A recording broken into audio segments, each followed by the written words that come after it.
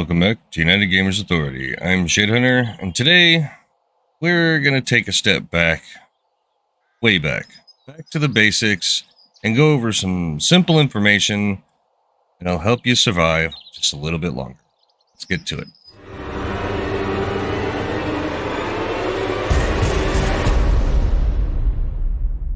You're all going to die down here. Getting back to the basics is understanding more about the game than most of these videos will actually give you in information. For instance, first we're going to be going over this UIUC as you're running around. When you're in a party and you go through the player screen and you send them an ally request and a party invite, you will have your party on the left-hand upper of the screen. You can see their health, how far away they are. As you can see, the marker for Huntress over there. As I move away, it gets larger. As I get closer, it gets smaller. It's a real good way to find your party members when you're in the middle of nowhere. At the top, you will have your compass. Your compass shows a lot of different things. If you press M, you can actually open your map and toggle things that are on your compass so you don't see them. As you can see, the Joel marker went away when I clicked on it. Now I click on it again and it's back. It also helps you in the direction of your POIs. When you do not have your POI checked, it will still show a gray marker in the direction that your POI or mission is. On the far right, you have a little bit more information. You have the version of the game you're playing. I am playing in Alpha 21.1. The B16 is the current build or program compiling, I guess you could say, of the current game that I am playing. Underneath that is the notification that I am in the pine forest. Different biomes have different markers. Oh, I haven't actually found it on here. But there is a snow biome that has different things that show up there underneath where it says snow biome. Same thing with the desert, the burnt biome, and the wasteland. Speaking about burnt biome, from what I can tell, Navis Gain is the only map with a burnt biome. All other maps combine burnt and wasteland into one nasty wasteland. Terrible place. Yes. And underneath that, it shows you your current objective, mission, or quest, or whatever you want to call it, and how far away you are from it. Moving on to the bottom of the UI, on the far left, you have your stamina that goes down as you run, as you attack. It's different amounts depending on whether it's a light attack or a heavy attack, and it will slowly regenerate. Underneath that is your health points, and that is increased with your level, and I believe it goes up with your fortitude. I am going to have to do some testing on that because I've gotten different numbers on different times I've been leveling. So very interesting on how that works. Then across from that, you have your action bar, which has all of your... Oh, a wandering horde. You have your action bar with all your tools. You can change them with the 1 through 0. Or you can use your mouse wheel to scroll through them. Directly above that, that purple pinkish bar, that is your experience bar. And underneath that, you have a green bar and a blue bar. Green is your hunger, blue is your thirst. For demonstration purposes, I will show you what happens when you drink water or eat grilled meat. So that green bar and that blue bar will go up depending on whether you're drinking water or eating food, and each one of these different types of items will give you a water or a food value. As you eat them, which makes it easier to do when it's on your bar, or drink them, it gives you a notification on the left-hand side on what is being added to your stats. Speaking about stats, in this game, you have a character sheet. Just like in a lot of different games, actually. If you've ever played tabletop games like Dungeons & Dragons or Pathfinder or GURPS or anything like that, there is a character sheet. Or if you've played games such as Baldur's Gate or Final Fantasy, you have a character sheet, and that gives you a lot of information. In that information up here, when you get into your inventory, which is tab, up at the top, you have a bunch of different options. You have the crafting menu, which is generally tied in with your inventory. Give me a moment. Now that we were so rudely interrupted by weather. So on the far left, you have the crafting menu that comes up with your inventory. We will go over many different types of crafting later. The next one is your character. And this is probably one of the most important sections there is in the game, because it will show you all the status effects. You can select each status effect, and in the middle info window, it will tell you what that status effect does. On the far left-hand side, right underneath your name, you have 3 different icons. The first one is showing you what you look like and all of your gear. The next one is your core stats, your health, stamina, food, water, what you feel like it is temperature-wise outside, how many zombie kills you have, player kills, how many deaths, how far you've traveled, items crafted, longest life, current life, how much XP you need for your next level, and your loot stage. We will come back to that in a moment. The loot stage. Next, you have your extended character stats. Your maximum health reduction, maximum stamina reduction, armor rating, and a bunch of other different stats that you will need to keep an eye on as you're moving forward, getting gear, using items to help boost your abilities, and everything else. Going back to the core stats, the loot stage. The loot stage is similar to the game stage under the player tab. They are nothing alike, yet they are intertwined with every part of the game. So, loot stage, what is this number? This decides what kind of loot that you will find. The higher the number, the better the loot stage. The loot stage changes with a few factors. We're going to travel somewhere, and I will show you what this looks like. All right, we are in front of Savage Country. This particular Savage Country is a Tier 3 POI, or Point of Interest. The reason it is a POI is because you will get quests to come here at some point. Generally speaking, when you upgrade to Tier 3 quests. When you get close to this POI, you will notice it tells you it is a Tier 3 because of the 3 skulls. When you go back into your stats and look at your character sheet, you will notice your loot stage has gone up.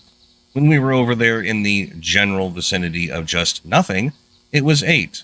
I have gained 10 just walking onto this POI. That includes everything. That includes garbage cans and shopping carts, if you can loot them, trash, everything. As long as the upper right-hand corner has that 3 skulls, you are getting a boost to your loot. I did not know that. Pretty interesting, huh?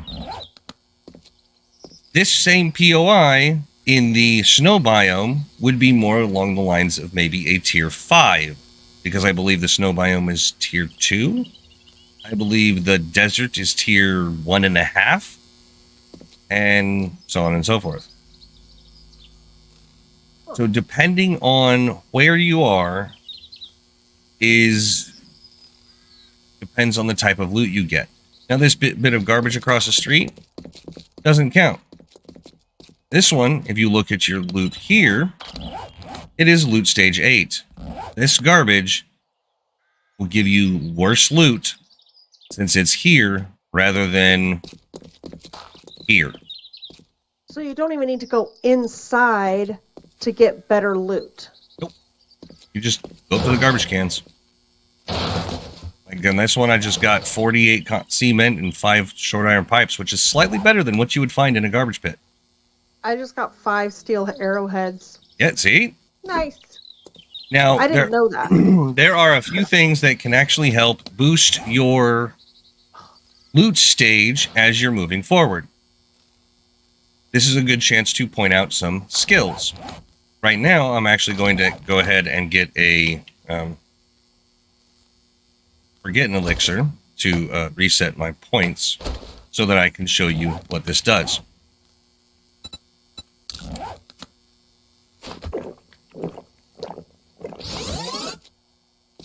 So, now that I'm standing here, I have a loot stage of 18, but if I go into my skills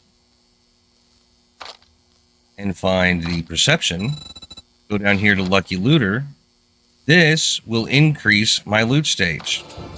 Just that 1 point will increase it by a certain percentage. Now, 1 point in the loot stage is not going to be much. With that being said, there are also items that you can get that will boost it even more.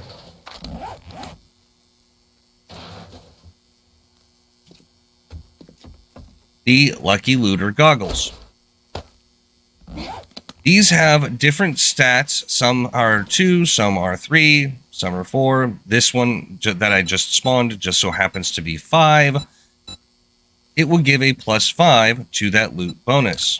So if I go look at my stats again, now it's 24. So I put 1 point in Lucky Looter, it went up by a percentage, which only actually ended up to be 1. But I put in the goggles, which raised the actual number by 5 points. Huh. So now, not only do I have a tier 3 POI that gives a boost by 10 to your loot stage, but now I've got a point in Lucky Looter and Lucky Looter goggles that increased it by 14. Okay. I didn't know how any of that worked. So, okay. Another thing that actually contributes to your loot stage is your level and your game stage. Now that we're on to game stage, we're going to go over that a little bit. Once you hit level 150 game stage, there is a chance, or the chance starts for you to get demolishers on Horde Night.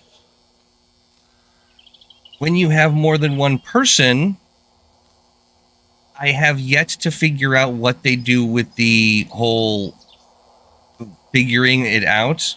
But from what I can tell, the higher the game stage person is first, the next person with the next highest game stage, it will add half that game stage to the overall game stage of the party. So, Okay.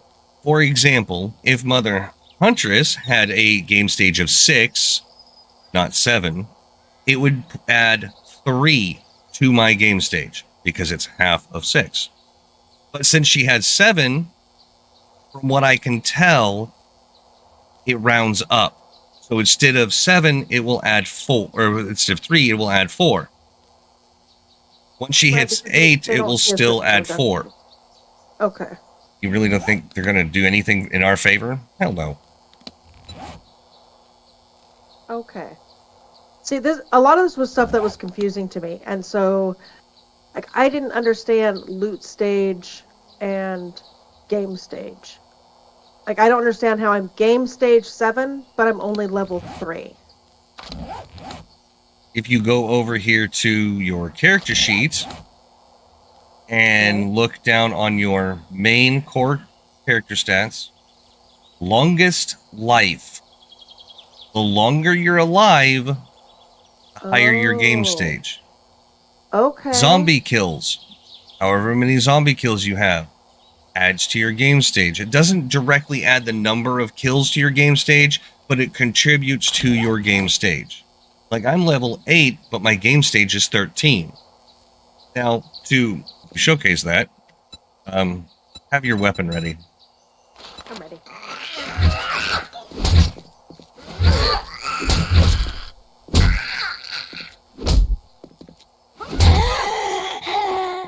The more zombies you kill, the higher your game stage. So let's see how many zombies it takes to kill to raise our game stage by 1. We should find that wandering horde. Well, let's kill all them. Oh, I'm gonna die. Back up.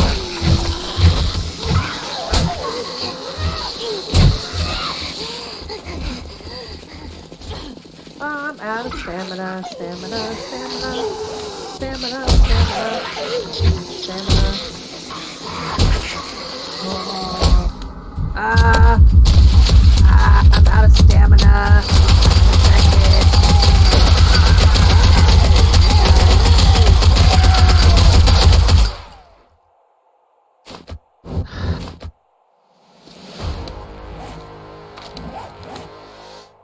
Well, There you go. my game stage is still 7. Thank you. Mine has gone up by 1.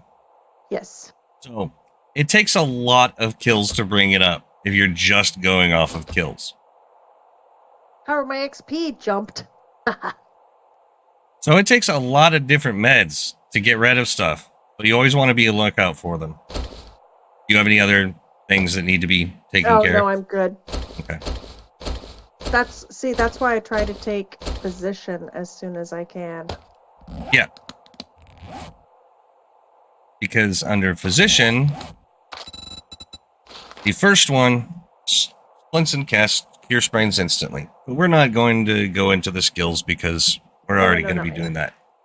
So, we have game stage, stats, character stats, extended stat sheet, so you know where to find all that. The different armors that you wear will affect a lot of this. Same thing with clothing. The light armor will help you be able to move and have some protection. The heavy armors will give you more explosion and stun resistance. You also have a carry capacity, which is this inventory in the middle, and these gray ones down at the bottom. If you have something there, the status on the left-hand side will eventually, it actually wants to show me. Well, here, I'll just demonstrate by filling up my inventory with these for a second. See, I am now encumbered because I have stuff in the gray area. Now, if you notice, I'm moving extremely slow. But if I drop these, as long as I keep everything out of that dark gray, I can move just fine.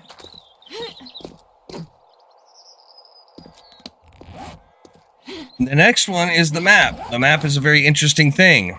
One thing that took me forever to figure out is how to get rid of that quick waypoint. When you right click and you can do a quick waypoint, and it is so obnoxious when you want to get rid of it. Well, there's a wonderful little button right up here. Remove quick waypoint. On the right hand side, the top of the map. Oh my god, I did not know that existed. On the left-hand side of the map, you have your different waypoints that you'll have.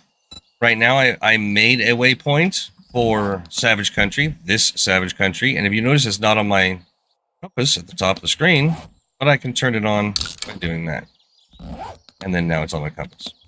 Underneath that is Trader Joel. Trader Joel is way over there. Oh, actually... Oh, I think I turned him off. No, he's over there. By the base. Mm-hmm. The trader waypoints will show up automatically as soon as you find them. Shared waypoints, like my Savage Country right here. If you notice, there is a little people thing here that says share waypoint. I can click that, and I can either do allies or everyone. So if I go allies, then she gets the copy of this Savage Country, and it will It show just up showed up down under here in shared, waypoints. and she can accept it and save it, and it will move to the top. If you click on a waypoint, you can click show on map, and it will move your map to where that waypoint is. Then you have the remove waypoint, so you can click on any one of your waypoints, click it, and remove it. The next is the skills. Skills I am not going to go over because I'm going to do a very in-depth tutorial on all the skills. I'm going to dedicate a video to each one of the attributes, and then one to perk books, and then another one to the crafting skill books. Yeah, Because they're very, very in-depth. They're really in depth, and like I don't understand a lot of them, so I just kind of randomly choose things that I think, oh, that sounds like I might need that. So, yeah. Next It'll up, be good to after the center here, we have the quests log. And you can click on any quest, and on the right-hand side, it will give you all of the information of said quest. They have changed it recently to where when you are in a party, you don't need to share your quests anymore. Everybody gets the quest, which is absolutely amazing and probably the smartest, awesome. most wonderful thing they could have ever done. It makes it so much easier. Yes, it does. And so now, if you notice, we each have a tier 1. One is a clear, one is a fetch. And down at the bottom, the rewards are actually quite a bit different. The clear has a 3,000 XP and 800 dukes. The fetch has 2,500 XP and 330 dukes. And it tells you exactly where they are and how far away from you they are. You can use this button, remove quest, to remove a quest you don't want to do. And then you can also click on, let's say this tier 1 clear, click on show map. It will switch to the map and center over that quest, which is kind of funny because we have a airdrop right next to that quest. Fantastic. And then that's pretty much it for the quest. It's really, really simple, really straightforward. You can have pages upon pages upon pages of cleared quests. The gray ones are all ones that you've already done, and this list can get incredibly long. The next one is the journal. A lot of people don't understand the point of the journal and probably have seen me go through and just click on each one of these to make them stop blinking. But they do provide some interesting information. For example, the quests will give you a breakdown of all the different types of quests and what they are. A brief explanation of what they are. We will be going through a more in-depth explanation of the quests here in a minute. And then you have your player list. Now, the reason I'm not touching more on the journal is because most of this stuff you can ignore because I don't like their explanations. The players list will show all players on your server or connected to your game. I have a personal game running right now, so it is just my personal game. And it will show everybody's stats as far as basic stats, their level, game stage, kills, player kills, and deaths, and how well they're connected.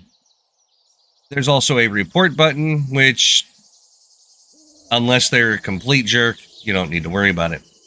You also have different options for voice and text and where they are on the map, because you can actually click the map button and it will center on them on the map.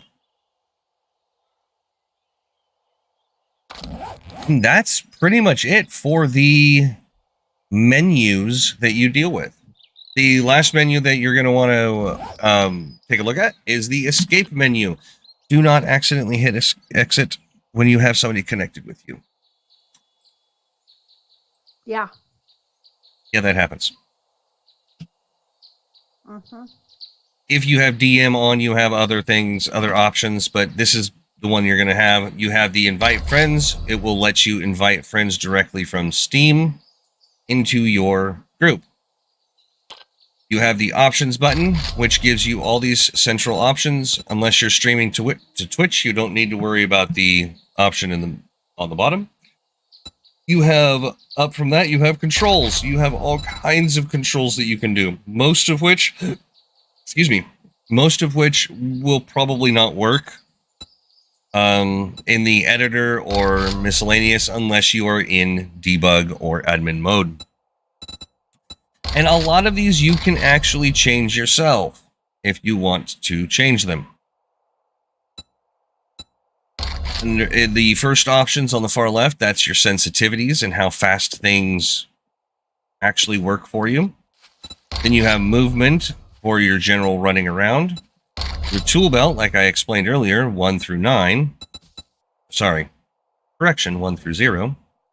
Then you have all your controls for your vehicles, for your menus, general UI, and the miscellaneous stuff that you would use as admin. It also has one for a controller if you are using the controllers. They have many different types. You can plug in an Xbox to your Xbox controller to your computer, or a regular DualShock. There's definite different ways you can all this cool stuff.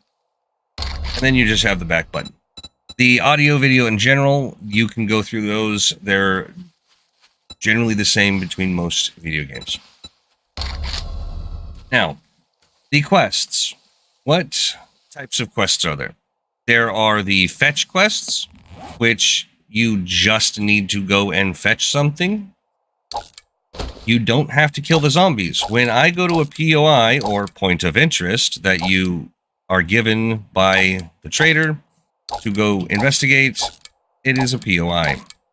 And when I say I'm going to cheese it, generally speaking, that means I'm going to find my package, get it, and run, because I can't be bothered to kill the zombies.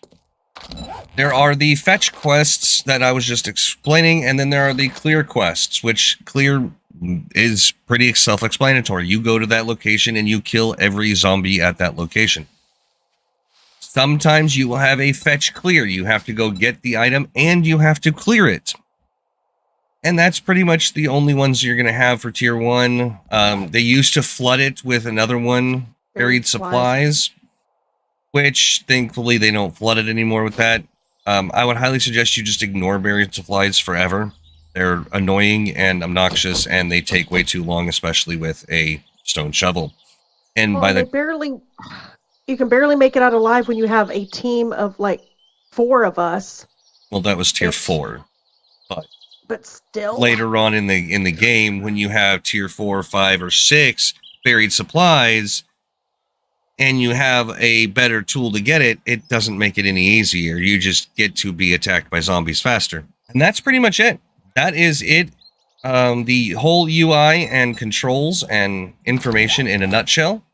I hope it was at least somewhat useful. Later on, we will be doing more in-depth discussion about what a lot of these skills do. Do you have any questions, Hunters? No. I'm still slightly confused on how the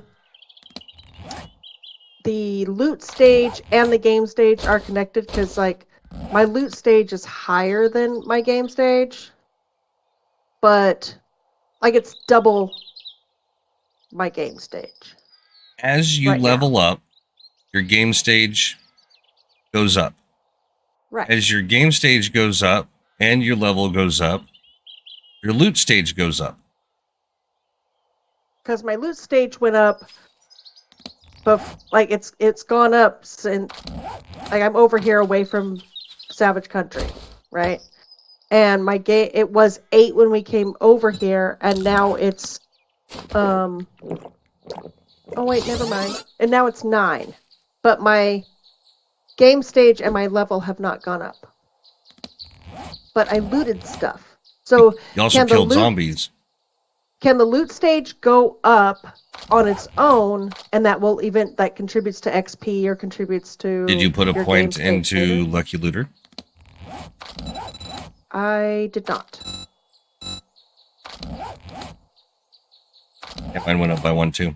I wonder, at this point we went through a very long and extensive testing process that in the end we realized when you are in a party with somebody, everybody has the same loot stage as the highest loot stage person.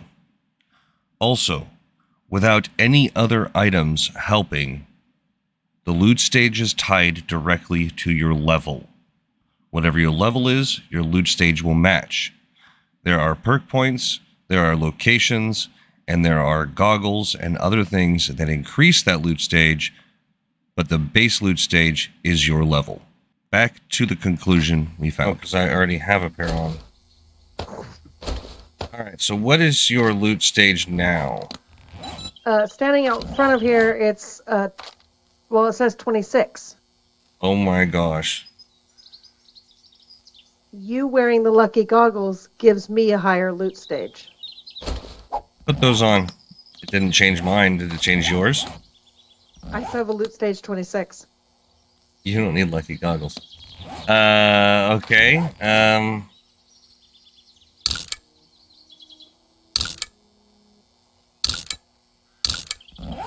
What about now? Hold on. Now my loot stage is 18. Because you're not in party with me. It's in the party. That's what it is. It's in the party. It makes sense to be in a party with other people. Because then people who play more, or if it's their personal game, or whatever the case may be, everyone benefits from the Highest game stage, or the highest loot stage. Highest loot stage. Thank you all for watching. Really do appreciate it. If you found any of this remotely helpful, hit the like button.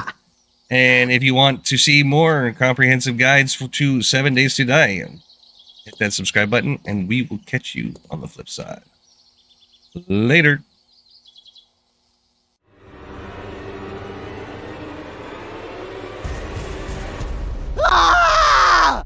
You're all going to die down here.